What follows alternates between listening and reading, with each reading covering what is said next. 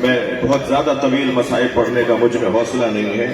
بہت سخت جملے ہیں جو مقتل میں، سنی شیعہ مقتل میں لکھے ہوئے ہیں. یعنی مقتل تاریخ ہوتی ہے اور سنی شیعہ نہیں ہوتی تاریخ ہوتی ہے. جی بعض اوقات ایک جملہ رونے کے لیے کافی ہوتا ہے. ایک جملہ.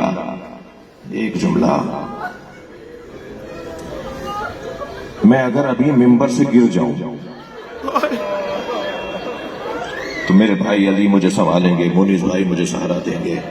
یہ بچہ کہے گا مولانا آپ کو چوٹ تو نہیں لگی؟ میری نسلیں قربان، ہمارے ماں باپ قربان، حسین مولا کی جوتیوں سے چڑھنے والی خاک پر ہماری حیثیت کیا ہے؟ ہم ہیں کون؟ اتنا احترام کوئی نہ کوئی آگے بڑھ کے سہارا دے گا. کربلا میں حسین کو گھوڑے سے گرایا گیا، یعنی اہتمام اس پر ہو رہا تھا کہ حسین کو کیسے گرائیں. اجرکم اللہ. سب جملے ہیں، سن لیجئے. امام کو گرانے کا اہتمام یہ تھا، کوئی دوڑتا ہوا آتا تھا نیزے کی انی لگاتا کہ اب حسین اس وجہ سے گریں گے. کوئی دوڑتا ہوا آتا تھا بازو پہ تلوار مارتا تھا کہ اب شاید حسین اس پہ گر جائے، مگر حسین تھے جو حیدر کرار کا بیٹا. اس کیفیت میں بھی جہاں رخ موڑتے تھے فوجیں بھاگنے لگتی تھی. سینکڑوں زخم لگ چکے تھے زہرا کے لال کے بدن پر، مگر تب بھی جلال ایسا تھا جہاں اپنا چہرہ موڑتے تھے سپاہی بھاگنے لگتا تھا، اسے خوف ہوتا تھا. اجرکم اللہ.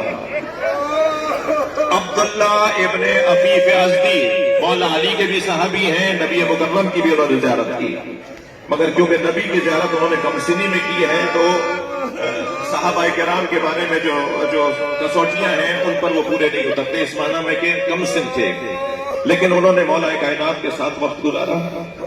عبداللہ ابن عفیف ازدی کہتا ہے کہ میں 6 مہینے کے سفر کے بعد جب اپنے شہر کوفہ میں داخل ہوا تو میں نے کیا دیکھا، بازار بند ہیں، کوئی مرد نظر نہیں آ رہا، کوئی دکان کھلی بھی نہیں ہے.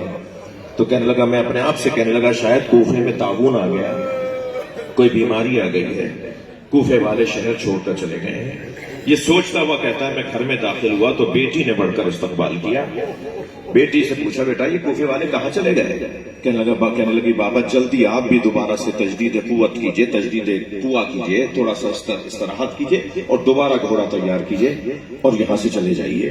کچھ فاصلے پر ایک بیابان ہے جسے کرب و بلا کہتے ہیں، وہاں ایک باغی نے خروج کیا ہے اور حاکم کا اعلان یہ ہے کہ اگر کوئی اسے مارنے نہیں گیا اور یہ خبر آ گئی کہ تم مارنے نہیں گئے تھے تو سزا دی جائے گی. تو عبداللہ کہنے لگا وہ باغی کون ہے جس نے حاکم کے خلاف خروج کیا ہے؟ کہ بابا نام نہیں بتایا جا رہا. ہاں ایسا بھی ہوا. بہت سارے لوگ کربلا میں یزیدی سپاہیوں میں تھے جنہیں پتا نہیں تھا ہم کسے مارنے آئے. تبھی امام حسین نے بار بار خطبے دیے، بار بار حجت تمام کی کہ میں کون ہوں. ایک حدیث امام حسین نے عاشور کے دن 3 مرتبہ دہرائی ہے تاکہ کوئی نہ رہے یزیدی لشکر میں جو جہالت میں میرے اوپر تلوار چلا رہا ہو. امام نے فرمایا میں تم لوگوں سے مخاطب ہو کر کہہ رہا ہوں کہ کیا تم نے نبی کی حدیث نہیں سنی؟ ان الحسن والحسین سیدا شباب اہل الجنہ. حسن حسین جوانان جنت کے سردار ہیں.